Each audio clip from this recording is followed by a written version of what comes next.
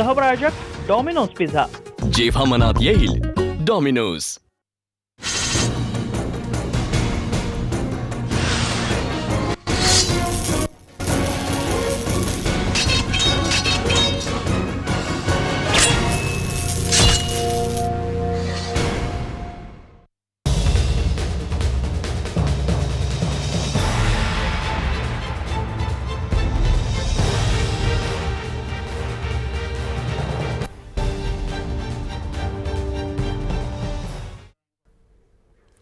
नमस्कार, मी सौरभ कोरडकर। लक्षवेधी या आमच्या विशेष कार्यक्रमात तुम्हा सर्वांचं स्वागत। परीक्षा झाली, इतर विद्यापीठांचे निकाल सुद्धा लागले आहेत आणि दिलेल्या परीक्षांच्या पुढील वर्गांचे प्रवेश सुद्धा सुरू झाले आहेत। पण मुंबई विद्यापीठाच्या लाखो विद्यार्थ्यांना प्रवेश घेता येणार नाहीये। नोकरीसाठीही प्रयत्न करता येत नाहीयेत, कारण मुंबई विद्यापीठाच्या बहुसंख्य परीक्षांचे निकाल आजही लागलेले नाहीयेत। विरोध झाला, आवाज उठवला गेला, तेव्हा आता 4 दिवस अभ्यास बंद करून फक्त निकाल लावण्यासाठी प्राध्यापकांना कामाला जुंपण्यात आलंय। पण त्यामुळे अभ्यास मात्र बंद झालाय। एकीकडे मुंबईतलं हे चित्र, तर दुसरीकडे राज्यातल्या अन्य विभागांमध्ये सुद्धा शैक्षणिक क्षेत्रात फार दिलासादायक असं काही चित्र दिसत नाहीये। जिल्हा परिषद शाळांची अवस्था सुद्धा चिंताजनक होत चालली आहे, तर दुसरीकडे शिक्षण सेवकांच्या नावाखाली सुरू झालेली शिक्षक वेठबिगारी तशीच सुरू आहे। त्यामुळे शिक्षणाचा दर्जा राज्यभरात घसरत चालल्याच्या तक्रारी समोर येत आहेत। असं सगळं चित्र काळाकुट्ट असलं तरी त्यासाठी केवळ शिक्षण मंत्र्यांनाच दोष देऊन चालेल का? युवा सेनेचे प्रमुख आदित्य ठाकरे यांनी केलेली शिक्षण मंत्री विनोद तावडे यांच्या राजीनाम्याची मागणी योग्य आहे का, याच मुद्द्यावर आज लक्षवेधी चर्चा आपल्याला करायची आहे।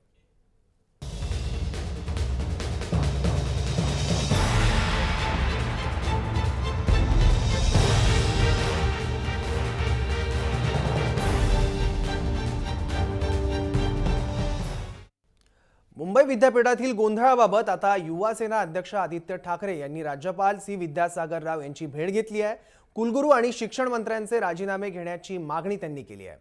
विद्यापीठाच्या भोंगळ कारभारामुळे विद्यार्थ्यांच्या आयुष्याची वाट लागते आणि याला कुलगुरू संजय देशमुख आणि शिक्षण मंत्री विनोद तावडे हे जबाबदार आहेत। त्यामुळे या दोघांचेही राजीनामे घ्यावे अशी मागणी आदित्य ठाकरेंनी राज्यपालांकडे केली आहे। विद्यापीठाचा निकाल आटोपण्यासाठी मुंबईतील महाविद्यालय गुरुवारपर्यंत बंद ठेवण्यात येणार आहेत। 4 दिवस विद्यापीठ बंद ठेवण्याचा निर्णय सुद्धा दुर्दैवी असल्याचं आदित्य ठाकरे यांनी म्हटलंय। आम्ही काही प्रश्नांची इन्क्वायरीसाठी मागणी केलेली आहे। महत्त्वाचं म्हणजे आपल्याला ऑनलाईन ॲडमिशन जेव्हा सांभाळता नाही येत आणि ऑनलाईन ॲडमिशन हे इंटरनेटवरून जेव्हा डाउनलोड वगैरे करता नाही येत, तेव्हा ऑनलाईन असेसमेंटची काय गरज होती। काही महत्त्वाचे मुद्दे याच्यात आहेत, जसं आपली अजून सिस्टम त्याला भक्कम आहे का, ऑनलाईन असेसमेंट खरंच होऊ शकते का, टीचर्स तेवढे वाचू शकतात का ऑनलाईन, कारण काय होतं की थोड्या वेळाने डोळे दुखायला लागतात। तर ह्या सगळ्या गोष्टी असताना हा सगळा गोंधळ अर्थात झालेला आहे। तो गोंधळ झालेला आहे, तर त्याला काही आपण आत्ता तरी करू नाही शकत, कारण हा विद्यार्थ्यांची वाट लावत चाललेला आहे गोंधळ। ह्याच्यात पुढेही जाऊन महत्त्वाचा विषय म्हणजे आता मला जो आढळतो दिसतोय समोर, तो म्हणजे आता जेव्हा रिझल्ट येतील 30 तारखेला खरं लागणार की नाही लागणार हा मोठा प्रश्न आहे। कारण काल परवाकडेच पेपरमध्ये आलं आहे की 17 लाखमधून साधारण 8 की 9 लाखच पेपर करेक्ट झालेले आहेत। त्याच्यात कुठच्या टीचरनी कुठचा पेपर करेक्ट केला आहे वगैरे हे कोणालाच माहिती नाही। म्हणजे लॉच्या लोकांनी लॉचा करेक्ट केलेला आहे का, इंग्लिशच्या लोकांनी इंग्लिशचं केलेलं आहे का, हे माहितीच नाही आहे। त्याच्यात 1-1.5 लाख पेपर कुठच्या दुसऱ्या डिपार्टमेंटला गेले, तसं मी पेपरमध्येच वाचलेलं। पण हे सगळं झाल्यानंतर जेव्हा रिव्हॅल्युएशनचा वेळ येईल, तेव्हा 600 रुपये प्रत्येक विद्यार्थ्यांकडून घेतले जातात। ते 600 रुपये कोणाकडे जातात हे कुठेच माहिती नसतं। तर अर्थात मागच्या वर्षी आणि काही वर्षी रिव्हॅल्युएशनचे जे पेपरची वाढ होत चाललेली आहे, ते ह्या वर्षी किमान 300 रुपये किंवा मोफत केलं तर चांगलंच आहे। पण रिव्हॅल्युएशन हे मी बघतोय की रिव्हॅल्युएशन ह्यावेळी वाढणारच, कारण आत्ता हे जे पेपर करेक्ट झालेले आहेत ते गडबड गोंधळच सगळे करेक्ट झालेले आहेत आणि त्यामुळे रिव्हॅल्युएशन करताना 600 रुपये हे माफ केले गेले पाहिजेत। तिसरी आमची एक चर्चा ह्याच्यावर झाली की आत्ता विद्यापीठात प्रो व्हाईस चान्सलर नाही आहेत, कंट्रोल ऑफ एक्झामिनेशन ॲडहॉक आहेत आणि तडकाफडकीमध्ये रजिस्ट्रारना बदललं गेलं आहे। रजिस्ट्रारना का बदललं गेलं ह्याच्यात काही राजकीय हेतू होतं का हे काहीच माहिती नाही, कारण सिनेटचे इलेक्शन्सचे जे इलेक्शन ऑफिसर असतात ते रजिस्ट्रार असतात। मग आत्ता एवढा सगळा गोंधळ चालू असताना आणि सेनेटचे इलेक्शन्स असताना तुम्ही रजिस्ट्रारना का लगेच बदललं गेलं हे कोणालाच माहिती नाही, ह्याचं उत्तर देखील आम्हाला पाहिजे। मी आधीही देखील सांगितलं आहे आणि आत्ताही सांगेन की आम्ही गेले 5-6 वर्ष युनिव्हर्सिटीमध्ये आंदोलनं करत आलो आहे, गडबड गोंधळ बघत आलो आहे, पण एवढं खराब कधीही नव्हतं झालं। आणि ह्याचं प्रशासन ह्याच्या आधीचं ह्याच्यापेक्षा चांगलं होतं का हे बघणं गरजेचं आहे। शिक्षण मंत्र्यांना आणि व्हाईस चान्सलरना ह्या खात्यात किती हे कारभार जमतोय हे देखील बघणं गरजेचं आहे। आणि म्हणून मी हीच मागणी करीन मुख्यमंत्र्यांना की आपण जसं आता कदाचित लवकरच पोर्टफोलिओ वगैरे बदलले जातील, त्याच्यात शिक्षण मंत्र्यांना किती हे खातं जमतंय आणि व्हाईस चान्सलरना हे बघणं गरजेचं आहे. शिक्षण मंत्र्याचा राजीनामा आणि नक्कीच. चान्सलरचा राजीनामा मागताय तुम्ही, नक्कीच आम्ही मागतोय, पण आम्ही मागण्यापेक्षा त्यांनी बदल केला तर मला वाटतं अजून चांगलं होईल. तुम्ही स्पष्ट करा की शिक्षण मंत्री ह्याच्यात स्पष्ट काय आहे? आता गोंधळ एवढा झालेला आहे, धूळ एवढी उडालेली आहे, त्याच्यात अजून स्पष्टीकरण काय पाहिजे? कारण एवढं खराब कधी हे खातं झालं नव्हतं. मला वाटतं 160 वर्षाचा इतिहास आहे मुंबई युनिव्हर्सिटीचा, पण कधी एवढं खराब. आणि मला वाटतं आता किती एप्रिलमध्ये परीक्षा संपलेल्या आहेत. ह्याच्यानंतर अजून एक मी महत्त्वाची चर्चा जी केली राज्यपाल महोदयांबरोबर ती हीच होती की आता जेव्हा आपली असेसमेंट होईल 30 तारखेला होईल अशी मी प्रार्थना करतो, पण झाली तर त्याच्यानंतर मार्कशीट कधी येणार? कारण नुसतं असेसमेंटवर थांबून चालणार नाही, मार्कशीट वेळेवर येणं गरजेचं असतं. कारण पोस्ट ग्रॅज्युएशनचे ॲडमिशन्स आहेत. लॉची CETची डेडलाईन मला वाटतं 25 जुलै म्हणजे उद्या, तीही पुढे ढकलली पाहिजे. ज्या मुलांना नोकऱ्या पाहिजेत किंवा पोस्ट ग्रॅज्युएशनचे अभ्यास करायचे आहेत किंवा बाहेर जायचं असेल त्यांची या वर्षाची वाट लागलीच आहे. दरम्यान आदित्य ठाकरेंच्या आरोपांना विनोद तावडे यांनी सुद्धा उत्तर दिलं आणि आदित्य ठाकरेंचाच अभ्यास कमी असल्याचं वक्तव्य शिक्षण मंत्री विनोद तावडेंनी केलंय. तसंच कुलसचिवांची बदली आम्ही केली नसून ती केंद्राने केली असल्याचा खुलासा देखील तावडेंनी केलाय. युवा सेनेचे प्रमुख आदित्य ठाकरे यांनी शिक्षण मंत्री आणि कुलगुरूंचा राजीनामा मागितला आहे. कुलगुरू तर एकच आहे, त्याने बहुधा संजय देशमुखांचा मागितला असेल. उच्च शिक्षण राज्यमंत्री आहेत, बहुधा रवींद्र वायकर त्यांचा मागितला असेल. दुसरं त्यांनी असं म्हटलं की या सगळ्या सिनेटच्या निवडणुका आणि असं सगळं असताना कुलसचिवांची बदली का केली? थोडं युवक संघटनेचं काम करताना कधी कधी अभ्यास कमी पडतो, मला मान्य आहे. कुलसचिवांची बदली उच्च शिक्षण विभागाने केलेली नसून ती मायनॉरिटी डिपार्टमेंटच्या केंद्र सरकारच्या यांनी केलेली, ज्यांना हाज कमिटीच्या हाज हाऊसच्या पदी पाठवलं आहे. त्यामुळे ती राज्य सरकारने केलेली बदली नाही. बाकी काही महत्त्वाचे मुद्दे त्यांनी जे मांडले आहेत हे खरं की 600 रुपये मुंबई विद्यापीठाला फेरतपासणी भरावे लागतात, त्याबाबत नक्कीच विचार करावा लागेल. कारण अतिशय चांगली सूचना असू शकते किंवा या सगळ्याची चौकशी करावी की कसं काय. तर सध्या विधिमंडळाचं अधिवेशन सुरू आहे, तर याबाबत विधिमंडळात जेव्हा चर्चा होईल त्यावेळी अवश्य सगळ्या गोष्टी त्याच्यामध्ये सांगितल्या जातील. या सगळ्या घडामोडींमुळे काही मुद्दे हे उपस्थित राहतात आणि काही प्रश्न पडतात. हे लक्षवेधी मुद्दे नेमके काय आहेत पाहूयात. मुंबई विद्यापीठाचा कारभार हा दिरंगाईचा का झालाय हा सगळ्यात महत्त्वाचा प्रश्न. शिक्षण क्षेत्रात सर्वत्रच गोंधळ का वाढलाय? शिक्षण क्षेत्रात काळानुरूप सुधारणा कशा शक्य आहेत असे 3 मुद्दे या ठिकाणी उपस्थित होतात. आणि यानंतर आपला आजचा मुख्य प्रश्न आहे तो म्हणजे शिक्षण मंत्र्यांच्या राजीनाम्याची आदित्य ठाकरेंची मागणी योग्य आहे का हा प्रश्न सुद्धा उपस्थित होतो.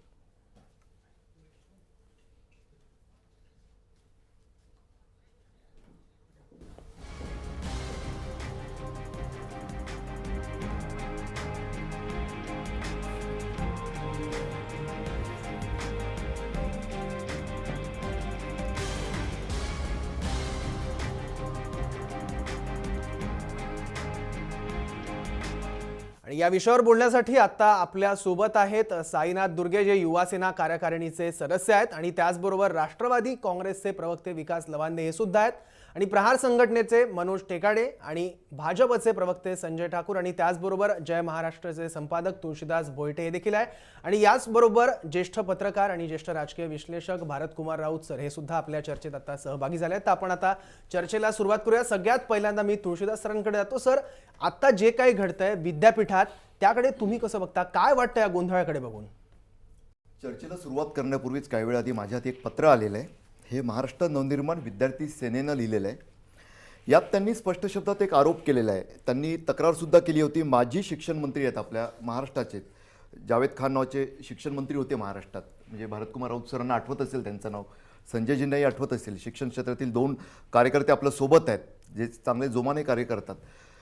जावेद खान ज्यांनी शिक्षण मंत्रीपद सांभाळलेलं त्यांच्या एका महाविद्यालयाबद्दलची तक्रार आहे. ओरिएंटल एज्युकेशन संस्थेचं ज्युनियर कॉलेज, सिनियर कॉलेज, बी फार्मसीचं शिक्षण देणार, बी फार्मचं पण पदवी देणारं कॉलेज, एम फार्मची सुद्धा तिथे पदवी दिली जाते, बीईडची सुद्धा तिथंच पदवी दिली जाते. पुन्हा त्याच इमारतीत लॉ कॉलेजसुद्धा आहे, कायदे विधी शिक्षण देणारं. हे सर्व किती जागेत असेल असं वाटतं? ते फक्त 1 एकर, एका एकरवरील ग्राउंड प्लस 7 माळे एवढ्या एका इमारतीत. खरं तर UGCच्या नॉर्मप्रमाणे तसंच all India technical education council जी आहे त्यांच्या नॉर्म्सप्रमाणे प्रत्येक कोर्ससाठी वेगळी इमारत पाहिजे, जर मी चुकत नसेल तर. तरीसुद्धा या राज्याचं शिक्षण मंत्रीपद भूषवलेल्या एका मोठ्या राजकारण्याच्या संस्थेचं एवढा मोठा व्याप फक्त एका इमारतीत एका एकरवरील चाललेलं आहे.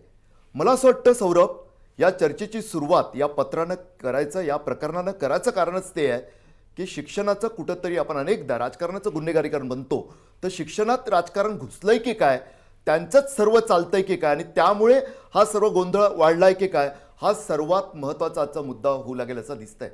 आत्ताच म्हणजे शिक्षण मंत्री विनोद तावडे यांचं वक्तव्य आपण ऐकलं. म्हणजे काही वेळा असं म्हणावं लागतं, खूप जबाबदार, चांगले नेते, खूप वेगळ्या पद्धतीनं त्यांचं काम करण्याची पद्धत असेलही, मात्र इंगळ्यात असतात. जेव्हा असं म्हणजे मुद्दा आदित्य ठाकरेंचा नाही आहे, मुद्दा कोणतेही इतर राजकीय इथे संघटना बसल्या त्यांचा नाही आहे.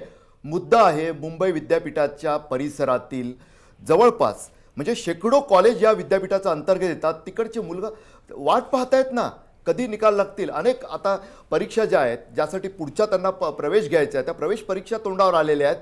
तुमच्या परीक्षांचे निकाल लागलेले आहेत जवळजवळ 50% जास्त.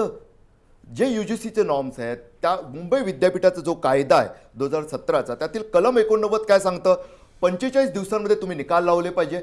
तुम्ही निकाल लावत नाहीत, उलट विद्यार्थ्यांच्याच भवितव्याचा निकाल लावताय की काय असं वाटायला लागलेलं आहे. अर्थात तरीसुद्धा दुसरा मुद्दा, आदित्य ठाकरेंनी जी मागणी केलेली आहे की शिक्षण मंत्र्यांनी राजीनामा दिला पाहिजे, असं एक सुतोवाच त्यांनी केलेलं आहे. इथं ते सुद्धा पुन्हा एकदा तोच मुद्दा येतो, शिक्षण क्षेत्रात वारंवार राजकारण कुठे आणून ही चर्चा भरकटवायची नाही. महत्त्वाचा मुद्दा हाच आहे की शिक्षण क्षेत्रात सुधारणा घडवून, काळानुरूप सुधारणा हा महत्त्वाचा शब्द. त्यामुळेच आत्ताच म्हणजे स्टुडिओत भारतकुमार राऊत सरांचा जेव्हा प्रवेश झाला तेव्हा एक मोठा दिलासा मिळाला.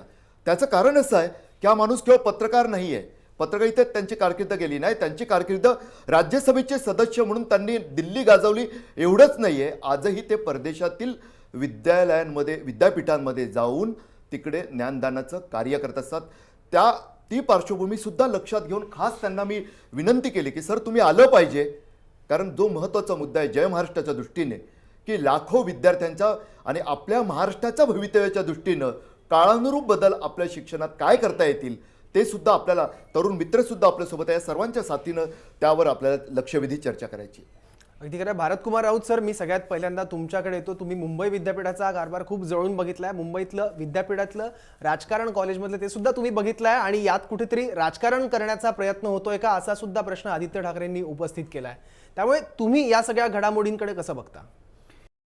एक लक्षात घ्या की हे मी पुन्हा वेगळं सांगायला नको की जे काही घडतं आहे मुंबई विद्यापीठामध्ये, विशेषतः देशातल्या अनेक विद्यापीठांमध्ये हीच परिस्थिती आहे, परंतु मुंबई विद्यापीठामध्ये जे काही घडतं आहे ते अत्यंत दुर्दैवी आहे आणि चीड आणणारी गोष्ट आहे की आज आता ऑगस्ट महिना उजाडायची वेळ आली तरीसुद्धा अजून निकाल लागत नाही. न्यायालयाला ह्याच्यामध्ये निर्देश द्यावे लागतात तरीसुद्धा काही होत नाही. त्याच्यामुळे पुढचा अभ्यासक्रम रखडलेला आहे. अभ्यासक्रम नंतर शिकवा, आधी पेपर तपासा, अशा तऱ्हेची सांगण्याची वेळ आलेली आहे. हे सगळं अत्यंत नामुष्कीचं आहे. मुंबई विद्यापीठ जर आपण म्हणत असू की खूप वरच्या दर्जाचं आहे, ते नाही आहे. जगातल्या पहिल्या 200 विद्यापीठांमध्ये मुंबई विद्यापीठाचा मागमूसही नाही आहे. त्यामुळे आपणच आपली टिमकी वाजवते की आमचं मुंबई विद्यापीठ खूप ग्रेट म्हणून. तसं काही नाही आहे. परंतु जी काही त्याची आतापर्यंतचा लौकिक होता जो इतिहास आहे, हा इतिहासालासुद्धा आपण काळीमा फासतोय असं दिसतंय. आता ह्याच्यात राजकारण आहे, पुढचा प्रश्न माझा जो अत्यंत महत्त्वाचा वाटतो की ह्याच्यात राजकारण आहे का, तर निश्चितच आहे. आणि ते केवळ आज नाही आहे, तर हे अनेक वर्षांपूर्वी, ज्या काळात मी विद्यार्थी होतो त्या काळामध्ये अनंत नामजोशी नावाचे शिक्षण मंत्री होते. तेव्हासुद्धा निकालांचा असाच घोळ चाललेला होता आणि तेव्हासुद्धा आम्ही असे शिक्षण मंत्र्यांच्या राजीनाम्याची मागणी घेऊन जात होतो. आम्ही विद्यापीठाच्या कुलगुरूंच्या राजीनाम्याची मागणी घेऊन जात होतो आणि ते एका पक्षाच्या झेंड्याखाली जाऊन, म्हणजे पक्षाचा झेंडा आणि त्यांची स्वतंत्र संघटना यांच्यासाठी म्हणून आम्ही हे करत होतो. त्यामुळे हे विद्यापीठामध्ये शिक्षण मंत्र्यांचा राजीनामा मागायचा, विद्यापीठाच्या कुलगुरूंचा राजीनामा मागायचा आणि शिवाय आणि पक्षाचे झेंडे कॅम्पसच्या बाहेर लावायचे, ही गोष्ट काही जुनी नाही. प्रश्न असा आहे की याच्यामुळे हा प्रश्न सुटू शकेल का? की हे आपल्या पक्षाची टिमकी वाजवण्यासाठी सगळं चाललेलं आहे, हा खरा प्रश्न आहे. कारण मी जे सांगतोय हे आम्ही केलेलं आहे आणि त्यामुळे कधीही प्रश्न सुटला नव्हता. मी स्वतःचा निकाल उशिरा लागण्याचा मी स्वतः बळी आहे.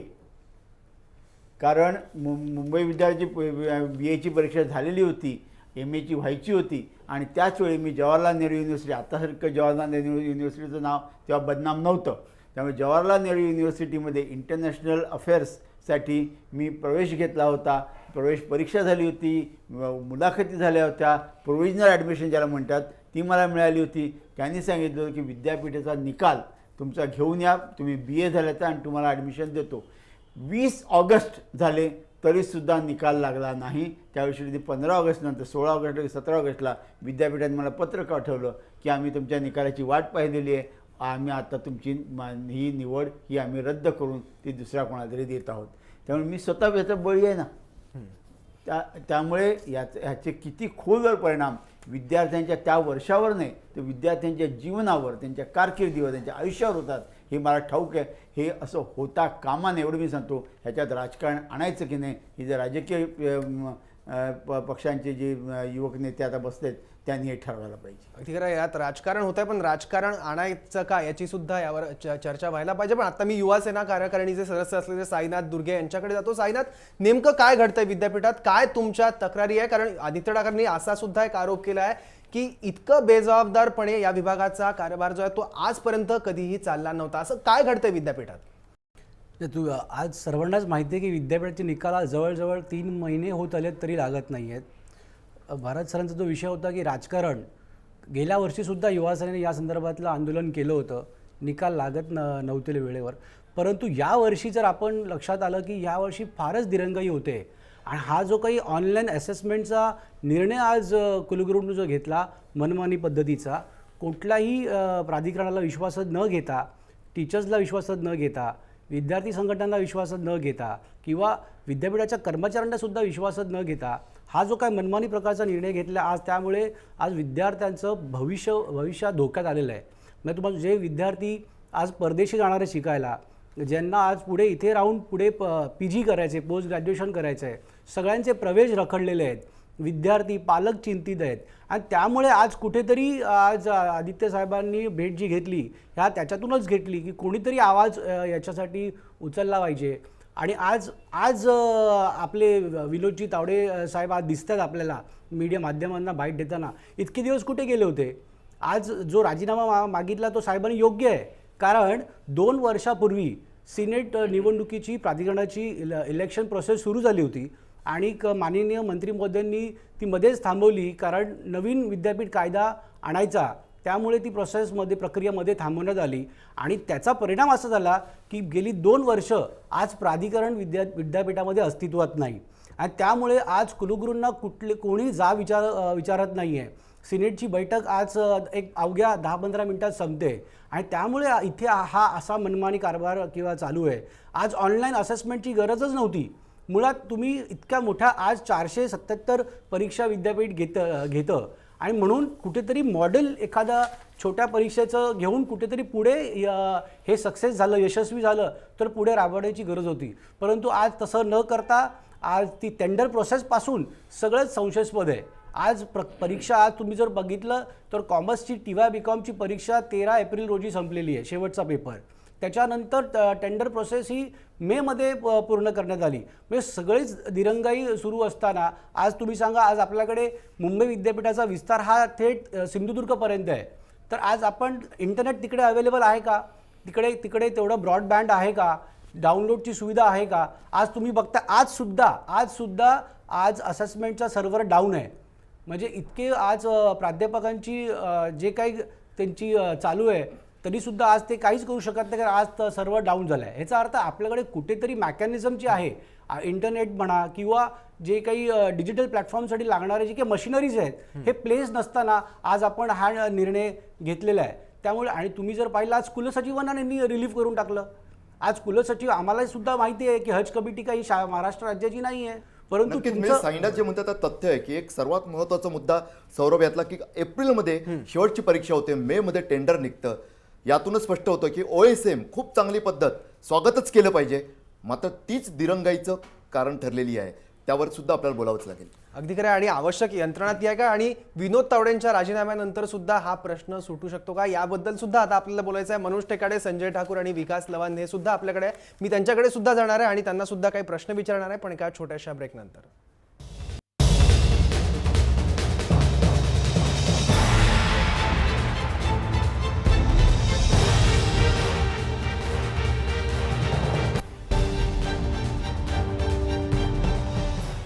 ब्रेकनंतर सगळ्यात पहिल्यांदा मी प्रहार संघटनेचे मनोज टेकाडे यांच्याकडे जाणार आहे. विद्यार्थ्यांच्या वेगवेगळ्या मागण्यांसाठी ते आंदोलनात नेहमी पुढे असतात, त्यामुळे सगळ्यात पहिल्यांदा त्यांच्याकडे जातो. मनोज टेकाडे, मुंबई विद्यापीठात काय भोंगळ कारभार आहे आपण आता बघितलाय, त्याचा फटका सर्वसामान्य विद्यार्थ्यांना बसतोय. मुंबई विद्यापीठाने आता मूल्यांकनासाठी नागपूर विद्यापीठाकडे सुद्धा मदत मागितली आहे. त्यामुळे राज्यभरातले इतर जे विद्यापीठ आहेत त्यांच्यामध्ये सुद्धा नेमकं काय घडतंय, तिथे सुद्धा अशी स्थिती आहे का? नक्कीच. आणि मुंबई विद्यापीठाचा नागपूर विद्यापीठाच्या प्राध्यापकांकडे जो पेपर तपासणीचा निर्णय आहे हा अगदी चुकीचा आहे आणि अव्यवहार्य आहे. कारण नागपूर विद्यापीठाचा सिलेबस हा वेगळा आहे, मुंबई विद्यापीठाचा सिलेबस हा वेगळा आहे. एकंदर असं हे दुसऱ्या आउटसोर्सिंग करणं हे मुळातच चुकीचं आहे. याच्यामुळे विद्यार्थ्याच्या भविष्याशी हा ऑलरेडी तुम्ही निर्णय घेतलेला जो ऑनलाईन असेसमेंटचा होता चुकीचाच होता, त्याच्यानंतर हा जो निर्णय घेतला तो आणखी चुकीचा आहे. आणखी मला अजून एक म्हणावं लागेल की युवा सेनेने मागणी केली आहे की तुम्ही शिक्षण मंत्र्यांनी राजीनामा द्यावा आणि शिक्षण मंत्री म्हणतात त्यावर की युवा सेनेने अभ्यास करावा.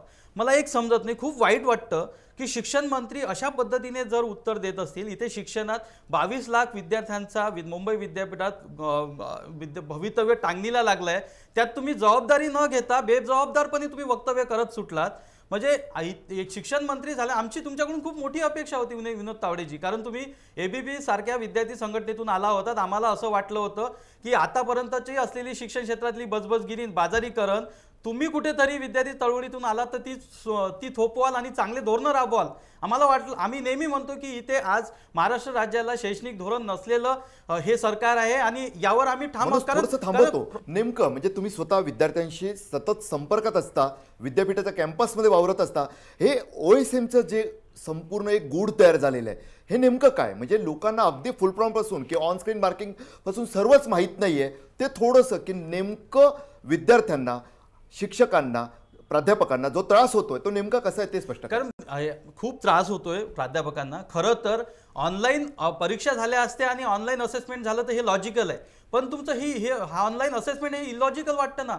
जर पेपर तपासणी ही जर मॅन्युअल होत असेल, पेपर लिहिणं हे मॅन्युअली आहे, पेनाने विद्यार्थी ते पेपर लिहितात आणि त्यात तुम्ही निर्णय घेतात ऑनलाईन असेसमेंटचा. ऑनलाईन असेसमेंट म्हणजे काय की तुम्ही OSM म्हणजे का ऑनलाईन मार्क हे ऑन स्क्रीन मार्किंग आपण म्हणतो. हे कसं आहे की स्कॅन करून उत्तरपत्रिका ह्या सेंटर तयार केलेले आहेत विद्यापीठाने, त्या सेंटरवर प्राध्यापक जातील आणि तिथे ते चेक करतील. मुळात मुंबई विद्यापीठाकडे तुमच्याकडे मॅन्युअली सुद्धा पेपर तपासण्यासाठी आतापर्यंत हे नव्हतं, प्रशासन किंवा तेवढं तुमचं स्ट्रॉंग नव्हतं.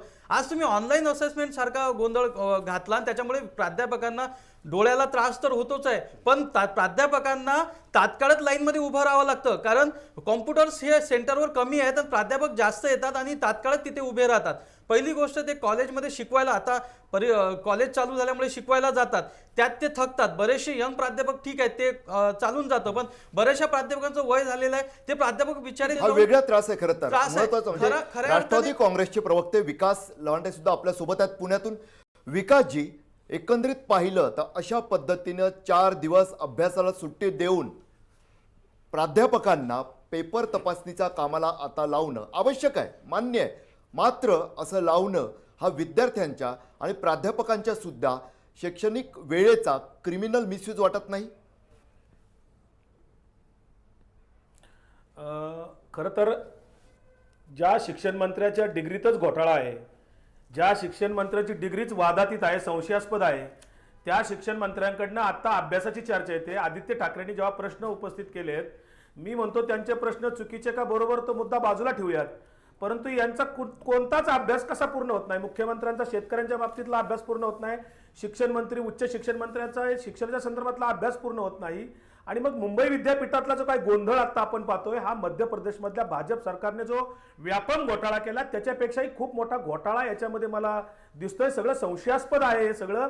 कारण मुंबई विद्यापीठाच्या आता राऊत सरांनी जे सांगितलं त्याच्याशी मी पूर्ण सहमत आहे. मुंबई विद्यापीठाच्या इतिहासामध्ये असं कधीही घडलेलं नाहीये.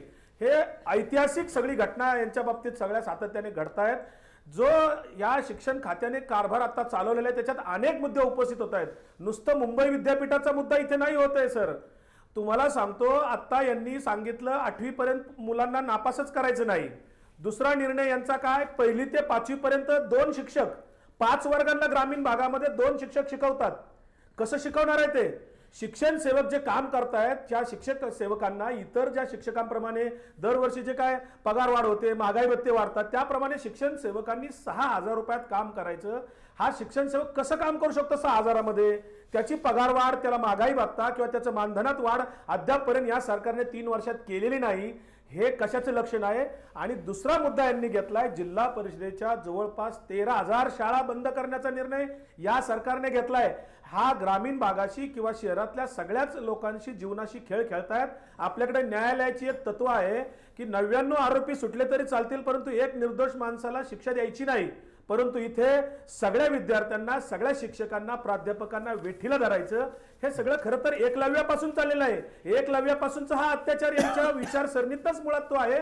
बहुजन समाज शिकलाच नाही पाहिजे आणि म्हणून हे यांचं सगळं षडयंत्र आहे. आज या प्राथमिक शिक्षणाच्या पासून मुंबई विद्यापीठाच्या उच्च शिक्षणापर्यंत जो काय गोंधळ झालेला आहे, आदित्य ठाकरेंनी जी काय मागणी केली आहे, मला शिवसेनेची कीव येते. एका बाजूला तुम्ही सत्तेत पण असता आणि तुम्ही एका बाजूला विरोधातही बोलता. तुमच्या विधिमंडळामध्ये तुम्ही आता कोणकोणत्या मुद्द्यावर बोलणार आहात?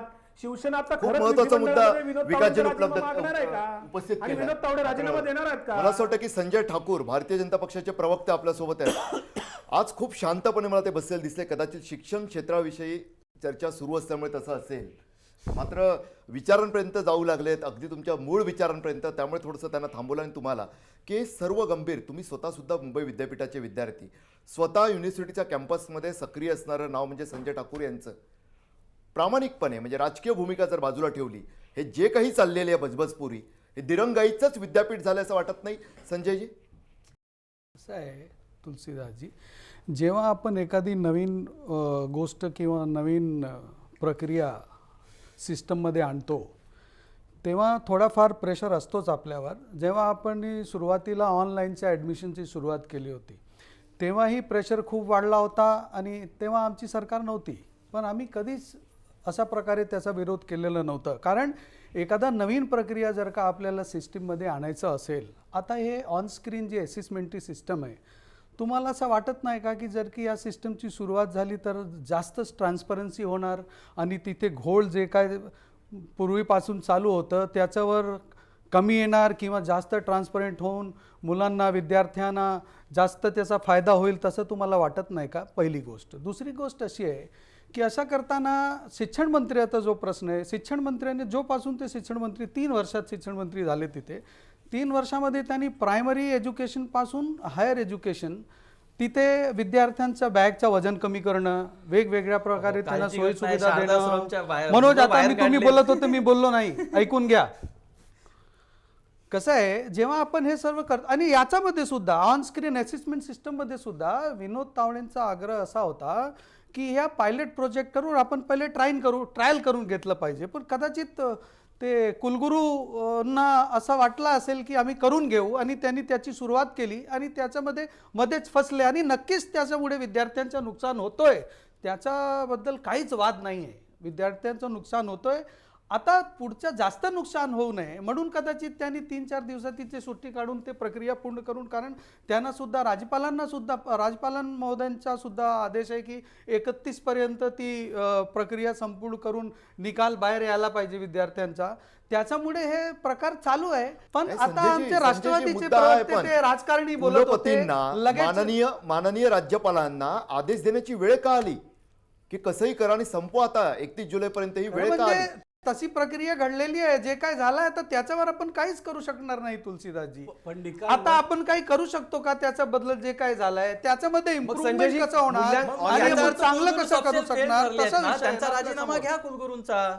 कारण कुलगुरूंचा राजीनामा मुंबई तुम्ही घेणार का? विद्यापीठाच्या त्याची ऍक्ट मध्ये सुद्धा- प्रोव्हिजन आहे सेक्शन आहे. 14E सांगतं जर विद्यार्थ्यांचं अरे, विद्यापीठाचं नुकसान section होत 14E असेल आजपासून तर नाही आणि कुलपतींना- 91 पण कुलपतींना आजपासून अधिकार आहे नाही की आहे. त्यांनी राजीनामा घ्यावा कुलगुरूंचा. त्या मुंबई विद्यापीठ ऍक्ट नुसार 14E नुसार राजीनामा घ्या. अरे कारण तुम्हाला विद्यार्थ्यांचं राजीनामाच पाहिजे आणि काय? आता बोले विद्यापीठाचं नुकसान झालंय. कुलसचिवांची बदली झाली म्हणजे तुम्हाला असं नाही, म्हणायचं आहे आमचं की हे म्हणणं आहे की पदावर एखादा योग्य माणूस जात नाही ना, त्यामुळे हे प्रकार आता होतात. कुलगुरूंच्या राजाबाई टावर, आमचा कुलगुरूंच्या नेमका- कुलगुरूंच्या योग्यतेबद्दल जर का आपण ग्रॅज्युएट करणारे विद्यार्थी आणि आदित्य ठाकरे आणि मी त्यांची पात्रता ठरवायला गेलं तर आम्ही तसे ठरवणारे योग्य रिझल्ट पण बघा ना काय नाही. रिझल्ट बघा ना, जबाबदार कोण आहे? जबाबदार कोण आहे? कोणीतरी जबाबदारी याची विनोद स्वीकारावी तावडे लागेल. आणि जबाबदारी या- घेतलीच तावडे- पाहिजे. संजय ठाकूरांनी जे 20 म्हटलं- जबाबदार व्यक्ती नाही. ही आणि नवीन नवीन प्रक्रिया आपण जेव्हा थोडंसं थांबवतो.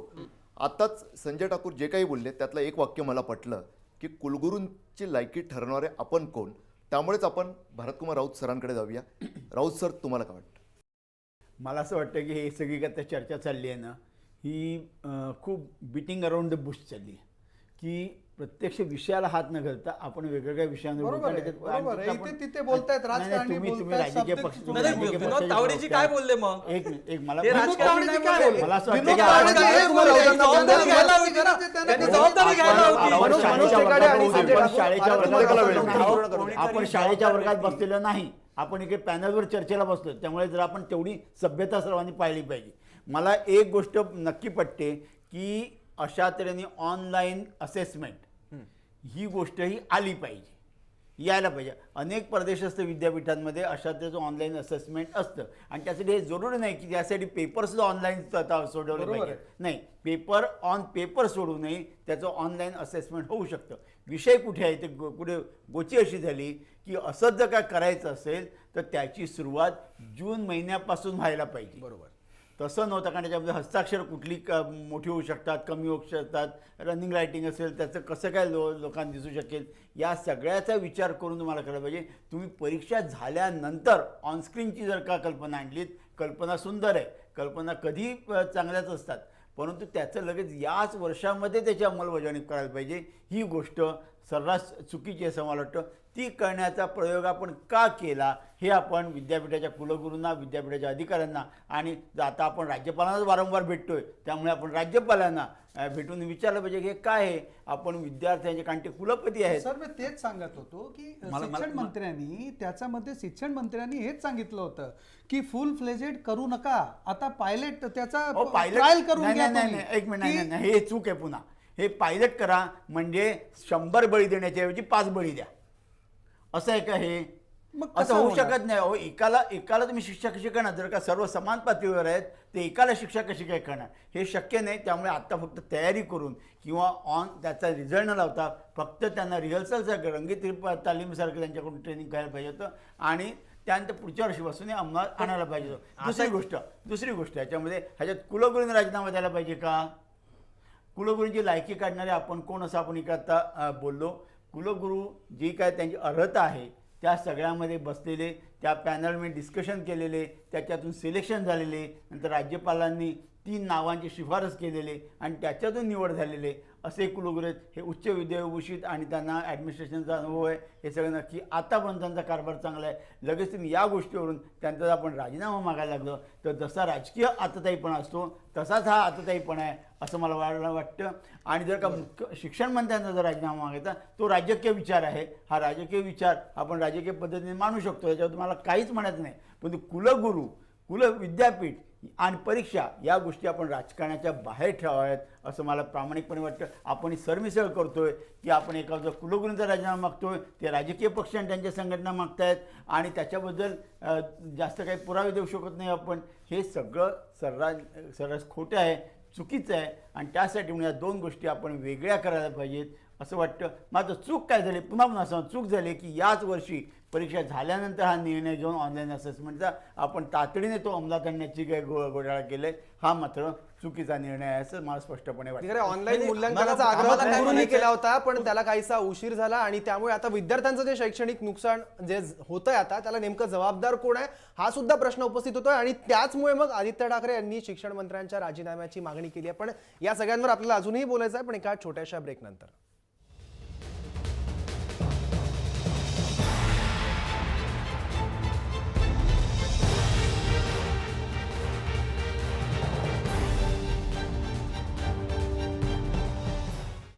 ब्रेकनंतर तुम्हा सर्वांचं पुन्हा एकदा स्वागत. आता युवा सेना कार्यकारिणीचे सदस्य असलेले साईनाथ दुर्गे यांच्याकडे मी जातो. साईनाथ, प्राध्यापकांवर आता या सगळ्या उत्तरपत्रिकांच्या मूल्यांकनाचं दडपण आले आणि या दडपणामधनं सुद्धा चुकांची शक्यता नाकारता येत नाही. त्यामुळे या मूल्यांकनानंतर सुद्धा काही प्रश्न हे उभे राहू शकतात. उत्तरपत्रिकांचे जे आता नवीन मार्क्स येतील, जे मूल्य येतील त्यानुसार. पण KG to PG विद्यापीठ असेल, शाळा असतील, कॉलेज असेल, यामध्ये नेमकं काय घडतं, काय चुका घडतात आणि कोणत्या समस्यांना विद्यार्थ्यांना सामोरं जावं लागतं आणि काय काय फेस करायचं विद्यार्थ्यांनी? मला इथे 3 मुद्दे प्रकाशाने मांडावेसे वाटतात.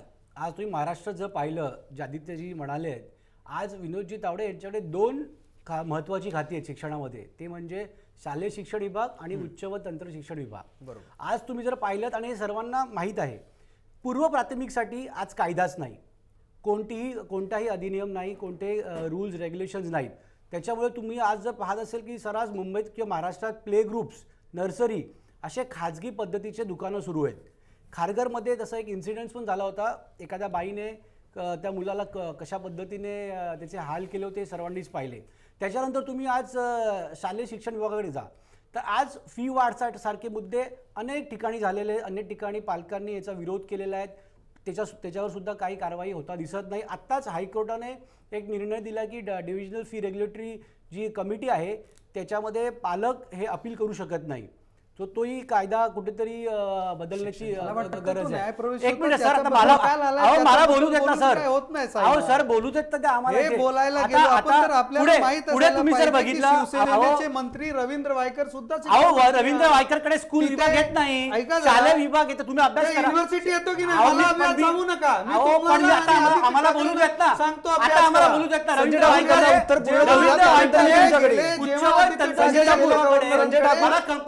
माझा मुद्दा तुम्ही परत 11वीकडे या. 11वी ऑनलाईन प्रवेश, परत गोंधळ. त्याच्यानंतर तुम्ही आम्ही जो मुद्दा मांडला, आता आंदोलन केलं, विषय त्यांनी विचारला.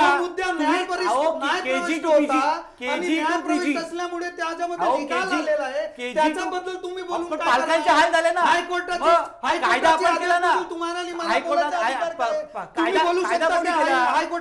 कायदा कोणी केला? तुम्ही थांबा ना जरा. संजय ठाकूर 2 मिनिटं. मुद्दा पूर्ण करू द्या. संजय ठाकूर शांत व्हा. संजय ठाकूर शांत व्हा. संजय ठाकूर, तुम्हाला सुद्धा बोलण्याची संधी मिळेल. साईनाथ दुर्गेंना मुद्दा पूर्ण करू द्या. संजय ठाकूर शांत व्हा. तुम्हाला सुद्धा बोलण्याची वेळ मिळेल. साईनाथ दुर्गेंना तितकाच गोंधळ आपण इकडे घातला पाहिजे. थोडंसं आता त्यांना बोलू द्या. KG to PG बद्दल विचारलं, ते सांगतोय ना. आता तुम्ही 11वीकडे घ्या. हे झालं शालेय शिक्षण विभाग. शालेय शिक्षण विभागाला राज्यमंत्री नाही. त्याच्यानंतर तुम्ही 11वीकडे घ्या. 11वी ऑनलाईन प्रवेश, परत गोंधळ. प्रवेश फेऱ्या वाढत चालल्या आहेत. त्याच्यानंतर आम्ही इंटिग्रेटेड नावाचा प्रकार, जो खाजगी कोचिंग क्लासेस आणि ज्युनियर कॉलेजेस, कनिष्ठ महाविद्यालय यांच्यामध्ये जो काही संगणमत आहे, टायप आहे, ते उघडकीस आणलं. ते गेली 2-3 वर्ष मुंबईत सर्रास सुरू आहे. इनफॅक्ट महाराष्ट्रात सुरू आहे. 500 कोटीचा जवळजवळ मुंबईत आणि 1500 ते 2000 कोटीचा घोळा पूर्ण महाराष्ट्रात सुरू आहे. ह्याच्या हा विषय येतो शालेय शिक्षण विभागाकडे. राज्यमंत्री कोणीच नाही आहेत, शिक्षण मंत्री विनोदजी तावडे आहेत. त्याच्यानंतर तुम्ही आपण आलं उच्च व तंत्र शिक्षण विभाग, म्हणजे विद्यापीठ स्तरावरती. आज तुम्ही पाहिलं निकाल, याच्यावर राजकारण काहीच नाही आहे. निकाल हा दरवर्षी रखडले जातात. यावर्षी निकाल तो जास्त पद्धतीने रखडले गेलेले आहेत. आणि तुम्ही जे म्हणताय ना, ऑनलाईन असेसमेंट झाली पाहिजे, जगाच्या पातळीवर होतात. तुम्हाला सांगतो 2 मुद्दे जे भरत सरांनी मांडले की 200 जगात कुठेही विद्यापीठ नाही.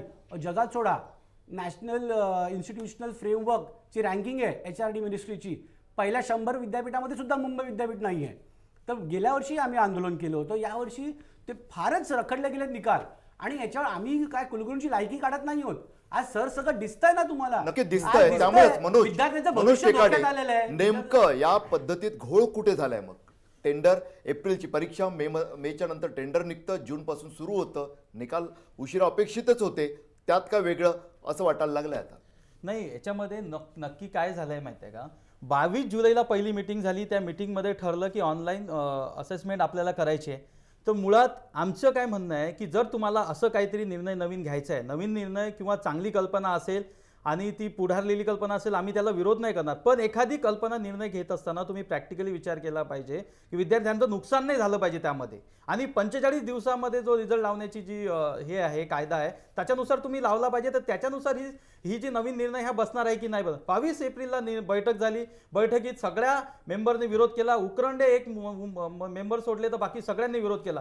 शासनाचे डॉक्टर काळे यांनी विरोध केला, महाजन सर आहेत त्यांनी विरोध केला, इव्हन खरात जे आहेत सहसचिव त्यांनी सुद्धा याला विरोध केला. तरी सुद्धा कुलगुरूंनी त्या मिनिट्समध्ये आहे, लेखी आहे की कुलगुरू बोलले की मी जबाबदारी घेतो. गेली 4 वर्ष मुंबई विद्यापीठात ऑनलाईन असेसमेंट होतं. दादांत खोटे बोलले, ते मिनिट्स शासनाकडे आहेत. म्हणून शासनाने ह्या सगळ्या चुका आहेत. आम्ही कुलगुरूंचं खरं काय चुकलं तर यांनी विद्यार्थी प्राध्यापकांना विचारात घेतलं नाही. त्याच्यानंतर प्राध्यापकांना यांनी परत नाराज केलं की प्राध्यापकच असेसमेंटला येत नाहीत, म्हणून प्राध्यापकांना पण यांनी नाराज केलं. प्राध्यापकांचा तुम्ही विश्वास वाढवायला हवा होता, जबाबदारी घ्यायला हवी होती. तुम्ही जर निर्णय घेतला ना तर त्याची जबाबदारी घ्यायला हवी होती की 45 दिवसामध्ये निर्णय कसा लागणार. तुम्ही MKCL ला अगोदर प्रॅक्टिकलचे मार्क्स पाठवले MKCL कंपनीला, त्याच्यानंतर तुम्ही ऑनलाईन असेसमेंटला दुसऱ्या कंपनीला कॉन्ट्रॅक्ट दिलं. मग आता प्रॅक्टिकलचे मार्क्स एका कंपनीकडे, ऑनलाईन असेसमेंटचे मार्क्स एका कंपनीकडे. मग तुम्ही वेळेत रिझल्ट लावणार कसा मला सांगा, आणि वेळेत मार्कशीट कशी देणार तुम्ही. त्यानंतर वेळेत मार्कशीट नाही दिली तर विद्यार्थ्यांचं इकडे ज्यांचं गरीब कुटुंबातल्या मुलांना रिझल्ट लागल्या रोजगारासाठी नोकरी मागत फिरावं लागतं. नोकरीचे ऑलरेडीच वांदे आहेत, पण निकाल लेट लागल्यावर त्यांचा नोकरी गेली. त्याच्यानंतर तुम्ही रिझल्ट लेट लागल्यावर त्यांच्या परदेशी शिक्षणाचे वांदे झालेत. त्याच्यानंतर राज्याबाहेर ऍडमिशन घ्यायची असेल त्याचे वांदे झालेत. नक्कीच एकंदरीत सर्व पातळीवर विकासजी तुमच्याकडे येतो. खूप कमी वेळ उरलेला आपल्याकडे. कुठंतरी सर्व पातळ्यांवरील मनमानी नडते असं म्हणावं लागेल. हो, नक्कीच मनमानी चालू आहे. कारण आत्ता जे वक्ते बोलतायत, आता प्रहार संघटनेचे टेकाडेंनी फार चांगले मुद्दे मांडले किंवा साईनाथ दुर्गे जे युवा सेनेचे त्यांनी फार महत्त्वाचे मुद्दे उपस्थित केलेत. परंतु भाजपचे लोक मनात एखादी कल्पना आली, मला आज झोपेतून उठलं एक स्वप्न पडलं असं करायचं की लगेच हे करायला निघतात. त्याची पूर्वतयारी नसते. याची आपल्याला अनेक उदाहरणं देता येतील. नोटबंदीच्या साठीचं उदाहरण देता येईल आपल्याला ज्वलंत की 56 त्यांना GR काढावं लागले. कर्जमाफीच्या संदर्भात 50 GR काढावं लागतात. प्रत्येक निर्णय बाबतीमध्ये हे असं करतात. आज याच्यामध्ये काय गरज नाहीये. याच्यामध्ये आज संजयजी बोलू द्या. तुम्ही वेगळा विषय मांडताय, त्यांना उत्तर तुमच्याकडे सुद्धा संजयजी ऐका ना. संजयजी तुम्हाला सुद्धा उत्तर द्यायला वेळ मिळेल. संजयजी मला असं वाटतं एक माहिती देतो. इंदिरा गांधी मोठ्या की शरद पवार मोठे यावर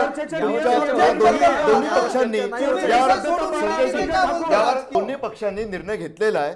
त्यांचा आपापसातलं काँग्रेस कल्चर प्रमाणे सेटलमेंट झालेलं आहे. आपण त्याच्यावर नको वाद घालूया. विकासजी तुम्ही सुद्धा इतर भूतकाळात जाता आता फक्त शिक्षण क्षेत्राच्या गोंधळावर बोला. तुम्हाला माहित नसेल संजयजी आता मध्ये येऊ नका. बोला विकासजी बोला. विद्यापीठाबद्दल काय माहित नाही. बोला विकासजी बोला. बोलतोय या संजय ठाकूरांना बंद करा बोलायचं. आधी तुम्ही बोला. संजय ठाकूरांना बोलायचं बंद करा. जवादेजी बोला. तुम्ही बोला. संजयजी तुमच्याकडे सुद्धा संजयजी दुसऱ्यांना बोलू द्या. गेल्या वर्षी TET परीक्षा जी आहे B.Ed आणि D.Ed ची, त्याच्यामध्ये पेपर फुटीचं प्रकरण झालं होतं. त्याच्यामध्ये जे दोषी लोक ठरले त्यांना काही शिक्षा झाली हो? काही शिक्षा झाली नाही. याही वर्षी आता नुकतीच शनिवारी पेपर झाले B.Ed आणि D.Ed चे. TET परीक्षा महाराष्ट्र राज्य परीक्षा परिषदेने घेतली होती. त्याच्यामध्ये 140 चुका आहेत शुद्ध लेखनाच्या. 140 चुका. अशा पद्धतीने पार प्राथमिक शिक्षणापासून उच्च शिक्षणापर्यंत सर्व पातळीवर सावळा गोंधळ आहे. 2 वर्ष झाली नवीन तुकडीला परवानगी नाही. 2 वर्षापासून नवीन वर्ग सुरू करायला परवानगी नाही कुठल्या संस्थांना. गेल्या 2 वर्षात जर नवीन तुकडी सुरू करायची नसेल, नवीन वर्ग सुरू करायची नसेल, जाहिरातच नाहीये. पहिलीचं माझी शिक्षण संस्था आहे, मी स्वतः एक शिक्षण संस्था चालवतो. मला पहिलीचा वर्ग सेमी इंग्लिशचा सुरू करायचा आहे. स्वयंअर्थ साहित्य आहे, शासन अनुदान देणार नाहीये. परंतु तिथे सुद्धा परवानगी नाही, जाहिरात नाही. म्हणजे ग्रामीण भागामध्ये नवीन तुकड्या वाढवायच्या नाहीत, शहरी भागामध्ये नवीन तुकड्या वाढवायच्या नाहीत, नवीन वर्ग सुरू करायचे नाहीत. ही कोणती शिक्षण नीती आहे? दुसरा मुद्दा असा आहे, शिक्षणावरचं बजेट यांनी कमी केलं अर्थसंकल्पामध्ये. बघा तुम्ही मागचं 2 वर्षाचे अर्थसंकल्प काढून बघा, शिक्षणावरचं खर्च कमी केलेला आहे. आणि हे गुजरात मॉडेल आहे. यांना शिक्षण आणि आरोग्य ही दोन्ही खाती तुच्छ वाटतात. नक्कीच विकासजी थोडंसं थांबवतो. दोघांनाही थांबवतोय मी. मला सर्व अगदी- चमत्कार 2 वर्षात अगदी पाहिजे. या मिनिटभराचा 10-15 वेळ उरला वर्षात तुम्ही आणि काम करत होते मगाशी मी तेव्हा म्हटलं तुम्हाला त्याप्रमाणे चमत्कार करता आला भारतकुमार नाही, राऊत सरांसारखा म्हणून योग्य तुम्हाला माणूस चमत्कार नाही 2 वर्षात ही चर्चा पाहिजे, असा प्रकार आहे एकंदरीत तुमचा. शेवटचा मुद्दा जो येतो की नेमकं करायचं काय हे सांगण्यासाठी राऊत सरांपेक्षा इतर कोणी योग्य माणूस नाही या चर्चेत. राऊत सर. नाही, माझ्यापेक्षा अनेक योग्य माणसं आहेत. मला विद्यार्थी नेत्यांबद्दल सुद्धा अतिशय आदर आहे, कारण ते प्रत्यक्ष परिस्थितीत असतात. परंतु तरीसुद्धा मी तुम्हाला सांगतो की जर का ह्याच्यातून कायमस्वरूप 2 प्रकारचे आता त्याच्यातून हे करायला लागतील. एक आजची परिस्थिती काबूत आणण्यासाठी आणि दुसरी कायमस्वरूपी उपाययोजना करण्यासाठी. मला असं वाटतं की कायमस्वरूपी उपाययोजना म्हणजे जर का ऑनलाईन प्रवेशामुळे, जर का ऑनलाईन असेसमेंटमुळे जर का निकाल अधिक लवकर लागू शकणार असतील तर ती पद्धत नक्की अवलंबावी. मात्र ती पुढच्या वर्षीपासून करावी आणि आत्ताच्या आत्ता सगळ्या प्राध्यापकांना एक्स्ट्रा टाईम सांगून त्यांनासुद्धा काही गोष्टी कराव्या लागतील. याचं कारण आता जेव्हा आणीबाणी येते, जेव्हा आग लागते, तेव्हा माझे वर्किंग अवर्स किती आहेत याचा विचार करायचा नाही. ते हे करून त्यांच्याकडून आपण परीक्षेचे निकाल लावले पाहिजेत. याचं कारण असं शेवटी अंतिमतः याचा सफरर कोण आहे, याचा परिणाम कोणावर होतो आहे, तर तो सामान्य विद्यार्थ्यावर होतो आहे. आणि जर का विद्यापीठ जर का विद्यार्थ्यासाठी असेल तर त्याला बाजूला ठेवून हे आपलं राजकारण करून उपयोग नाही. आणि दुसरी गोष्ट मला आणखीन एक सांगायची आहे, मला उद्धवजी ठाकरेंबद्दल अति प्रेम आहे आणि त्यांच्या कामाच्या क्षमतेबद्दल सुद्धा मला आदर आहे. परंतु मला एक म्हणतं की ते काय किंवा अन्य विद्यार्थी नेते काय, विद्यार्थी संघटना काय, जेव्हा आपण एखादा प्रश्न हातात घेतो ना, तेव्हा प्रश्न हातात घेतल्यानंतर राज्यपालांना भेटायचं, मंत्र्यांना भेटायचं, मोर्चे काढायचे आणि तो प्रश्न तिकडे सोडून द्यायचा, ही गोष्ट म्हणजे आदित्यजी किंवा अन्य नेत्यांनी ही सोडून द्यावी. एक जरी मुद्दा घेतला तर वर्षभरामध्ये एक मुद्दा, आणि तो मुद्दा जर का अंतिम ध्येयात तुम्ही नेलात, तुमच्या मागणीच्या सोडवणुकीपर्यंत नेलात ना, तर 5 वर्षामध्ये 5च मुद्दे होतील, परंतु ते भरीव स्वरूपाचे होतील आणि त्या निर्णयावर तुमचं नाव कोरलं जाईल. म्हणून नुसतं राज्यपालांना भेटायचं म्हणजे आदित्यजी भेटलेत म्हणून मला सांगतो, राज्यपालांना भेटायचं टी व्हीवर येणार, बाकी काही नाही होणार. राज्यपाल हे बाजूला ठेवणार, शिक्षण मंत्री तिथेच राहणार. मी तुम्हाला सांगतो शिक्षण मंत्री तिथेच राहणार, त्यामुळे त्याच्यात काही फरक होणार नाही. निकाल यायचे तेव्हाच येणार, ऑनलाईन पुढच्या वर्षी येणार, पुन्हा गोंधळ होणार आणि हा गाडा हा असा चालू राहणार. हा विद्यापीठाचा गाडा, हा विद्येचा गाडा आहे की अडाण्यांचा गाडा आहे. राऊत सरांनी जे मुद्दे सांगितले, एक महत्त्वाचा मुद्दा जाता जाता, खरं तर वेळ संपलेला आहे, विशेषतः मला प्राध्यापकांना एक विनंती करायची आहे जय महाराष्ट्राच्या वतीनंच, तर तमाम सर्व संवेदनशील व्यक्तींच्या माणसांच्या वतीनं कुठंतरी कुलगुरूंचा कारभार आणि त्याविषयी असलेला कुठंतरी इगो क्लॅश सुद्धा यात दिसतोय सर्व प्रकरणात. बरोबर. एकंदरीत जर ऐकलं तर कृपया इगो बाजूला ठेवा आणि वेळेत आणि थोडासा वेळ आणखी वाढवून, तुम्हाला होणाऱ्या त्रासाची सुद्धा कल्पना आहे तरी सुद्धा विद्यार्थ्यांचं भवितव्याची किंमत कोणाच्या इगो क्लॅशसाठी मोजावी लागू नये एवढीच विनंती करतो. तुम्ही जर ठरवलं तर निकाल नक्कीच वेळेवर लागू शकतात. कारण जर एखादा कुलगुरू किंवा एखादा शिक्षण मंत्री जरी चुकीचा निर्णय घेत असेल, तुम्ही जर वेळीत सावध केलं असतं तर असं घडलं नसतं. तुम्ही प्रयत्न सुद्धा केले असतील, पूर्ण विश्वास आहे तुमच्यावर, गुरुवारी आहात तुम्ही. मात्र आता अशी वेळ आलेली आहे की महाराष्ट्रातील आपल्या मुंबई विद्यापीठाच्या लाखो विद्यार्थ्यांचं भवितव्य पडायला लागलेलं आहे. कृपया इगो क्लॅश बाजूला ठेवा. वेळेत, म्हणजे खरं तर वेळ उलटून गेलेली आहे, कायद्यानुसार सुद्धा उलटून गेलेली आहे. किमान आता त्यांना दिलासा देण्यासाठी वेळेत, आताची जी वेळ आहे त्या वेळेत काम संपवा, निकाल लावा. नाहीतर या विद्यार्थ्यांच्या भवितव्याचाच निकाल लागल्याचं पाप इतरांप्रमाणे तुमच्या सुद्धा डोक्यावर येईल एवढं नक्की. अगदी खरं, आरोप प्रत्यारोप करून केवळ आता गोंधळ वाढत असतो. आणि शिवसेनेने शिक्षण मंत्र्यांच्या राजीनाम्याची ही मागणी केली, पण शिक्षण मंत्र्यांनी स्वतःच्या खात्याच्या राज्यमंत्र्यांची आठवण करून देत शिवसेनेलाच घेरण्याचा प्रयत्न केला आहे. या सगळ्या राजकारणातून काहीही साध्य होणार नाही, कारण शिक्षण क्षेत्राचं अधिकच नुकसान मात्र कायम होत राहील. त्यामुळे राजकारण जे होतंय ते बाजूला ठेवून सर्वांनीच या विषयावर काळानुरूप सुधारणा घडवण्याच्या दृष्टीनं एकत्रित येऊन प्रयत्न करणं सुद्धा आवश्यक आहे. आणि असं होत नाहीच, हेच शिक्षण क्षेत्राचं खरं दुखणं आहे. धन्यवाद, तुम्ही सगळे इथे आलात आणि आपापली भूमिका मांडलीत, इतकी सगळी महत्त्वाची माहिती दिलीत त्याबद्दल. आणि आज लक्षवेधीमध्ये वेळ झाली इथेच थांबण्याची. पाहत राहा जय महाराष्ट्र.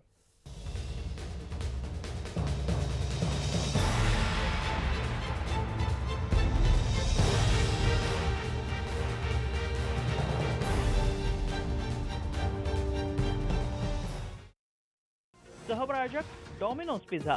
जेव्हा मनात येईल डॉमिनोज.